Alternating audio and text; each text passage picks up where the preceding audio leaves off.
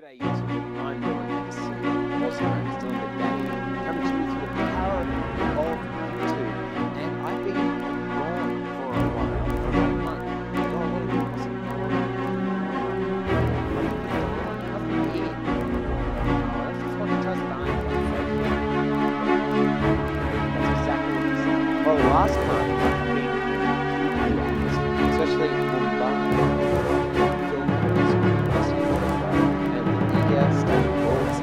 So our trip started in early July when Matthew Stewart jumped on a plane from Sydney to Mumbai. On the way, we went to visit our mates, Taryn and Ron.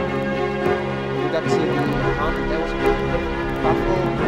Apparently, people that owned the building didn't want us there, but we sorted that out. We met with some more of our teammates, Dom and Abby, I believe, were the only ones there, as well as Sue, who is actually marking this. So, that'd be great.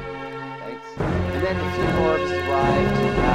Elise and Lewis, who had been traveling around India for the first week, basically was watching a movie in the guest house and going to meet the director and Oscar. So the first movie that we watched was Atma, and I'll be putting links to all these films down below. Atma with Subhan Rama. It was really cool because Subhan gave us a bit of history.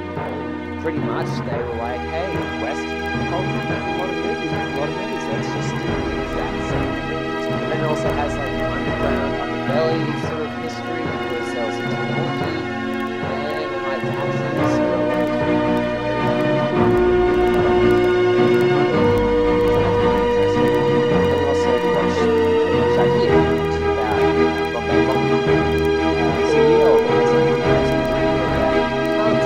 But the first week was pretty much just doing that.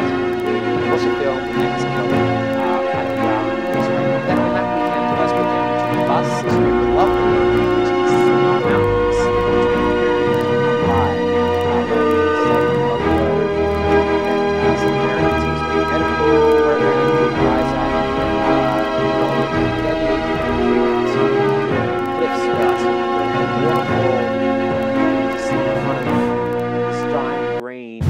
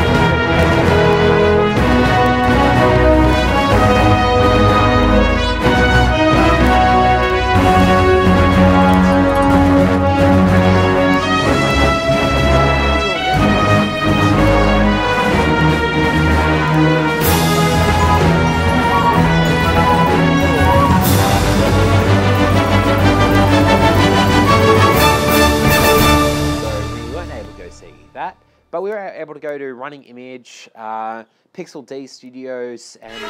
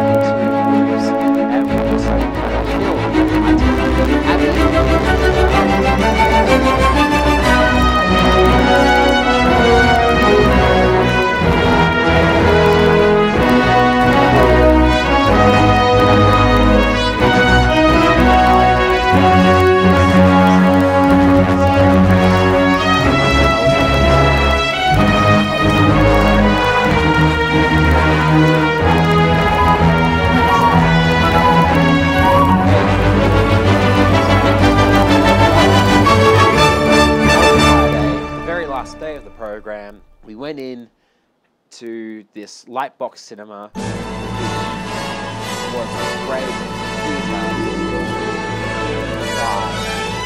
so we got to sit in, have our film put on big screen, and that was just incredible. Having a nice film there, a lot of people like sitting there, we had claps, we spoke, we had a lot of fun.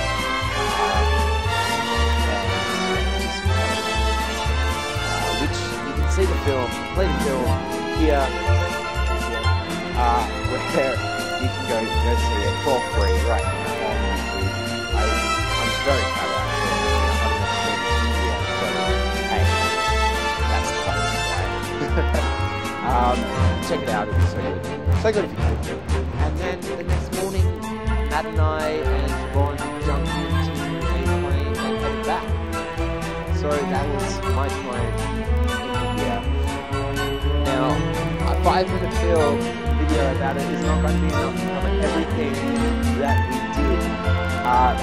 Fortunately enough, I was able to write a vlog of my trip there. It was very in-depth.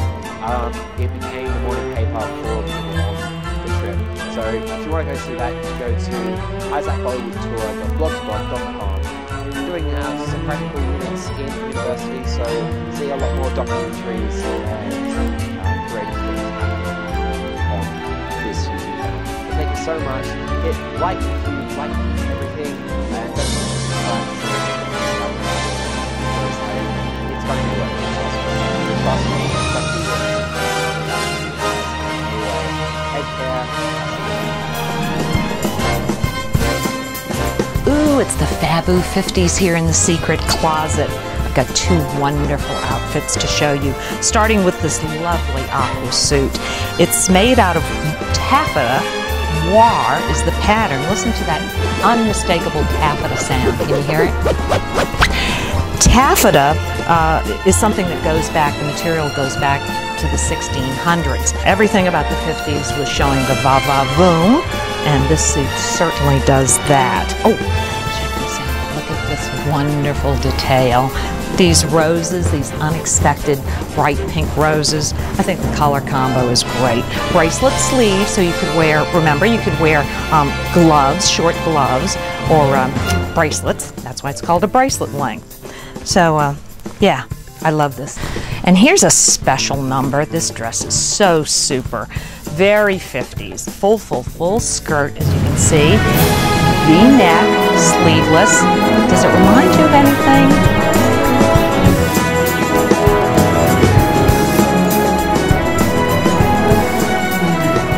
There's no question about it.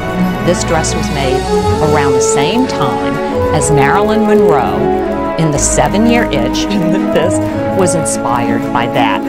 Same V-neck, same sleeve, same full skirt, but this one is pink. The Marilyn dress was white. And I got to tell you a story about the dress because I love this one. The actress Debbie Reynolds was a big supporter of wardrobe and Hollywood memorabilia, and she went to an auction and a sale that 20th Century Fox had back in the 70s. Debbie Reynolds bought the Marilyn dress. She paid for that dress $200. She sold it for $6 million. This dress is not going to cost you $6 million.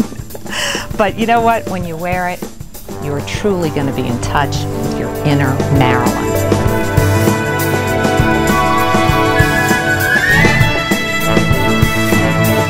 Now, is that a dress you can whirl and twirl in? What? And don't forget about this little number. You may not be able to whirl and twirl, but chances are real good you're going to break some hearts in this little number.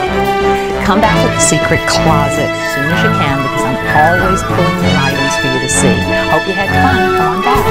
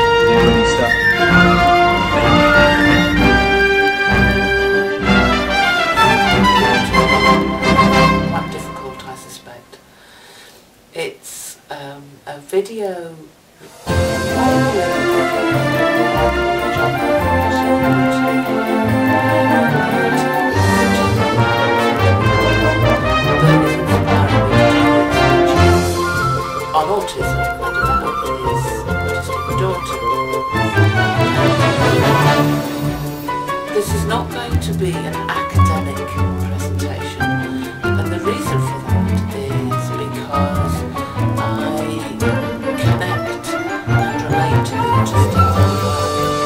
Always have. It's something I discovered when I was about 13 and explored in depth.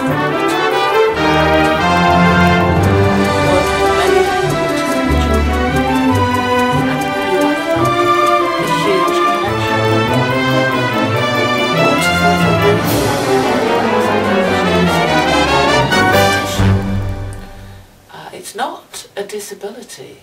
It can be part of a disability. The difficulty with it is, and why I've titled the video as I have, is because there is the assumption that this label means that the person who has it is somehow less than normal and has problems. Now that can be the case. Someone who is autistic can also have attendant mental impairments, sometimes to a huge degree, which means they have no speech, no ability to connect or to socialise in any real way. And that makes it very hard to make the autism that they have anything like a gift. But people who are precociously intelligent with autism. So it's not attached to any level of intelligence. It's also such a complex condition that you can have almost opposite ends of a spectrum. Like for example, someone with Asperger's often, though not always, finds it very difficult to engage or to comprehend the emotions that other people have. But at the other extreme, and an extreme which I am personally very familiar with, you are overwhelmed with others' feelings because they become your feelings, swamped. One of the things about autism is often that it's very difficult to define your edges, and that can be why so many seek to make sense of that by ordering it into.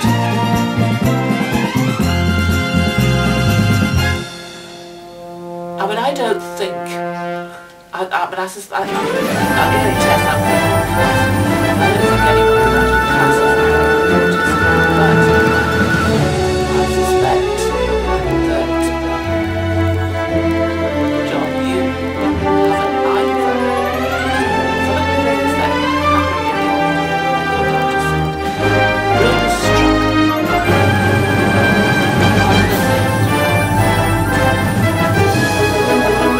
You said to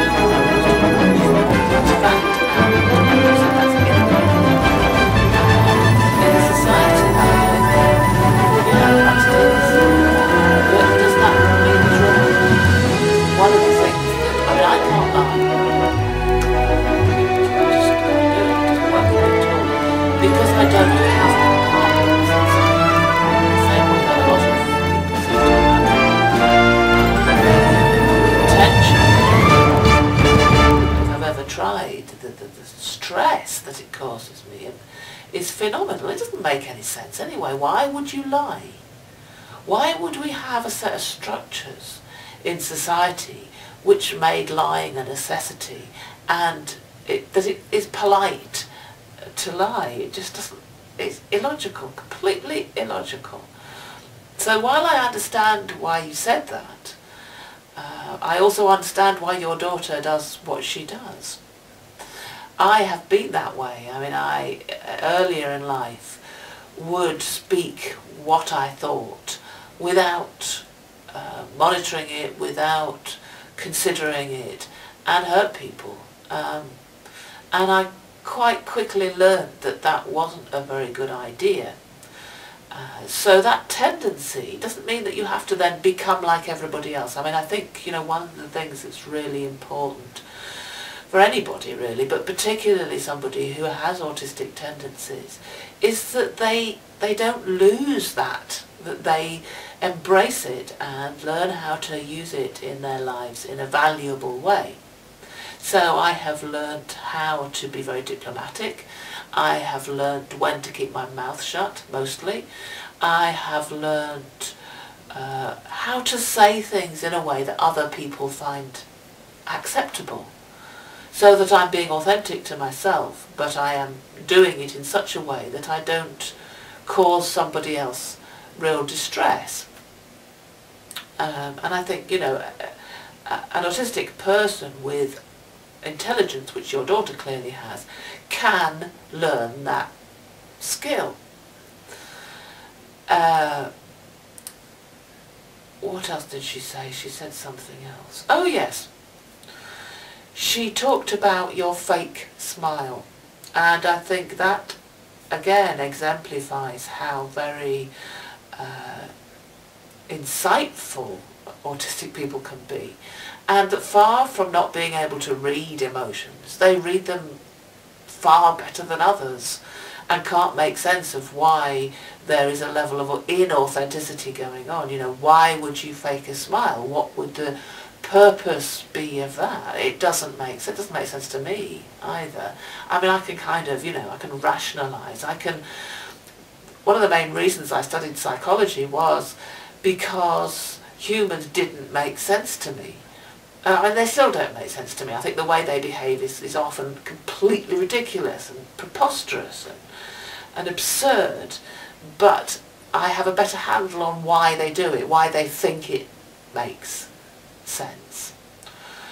I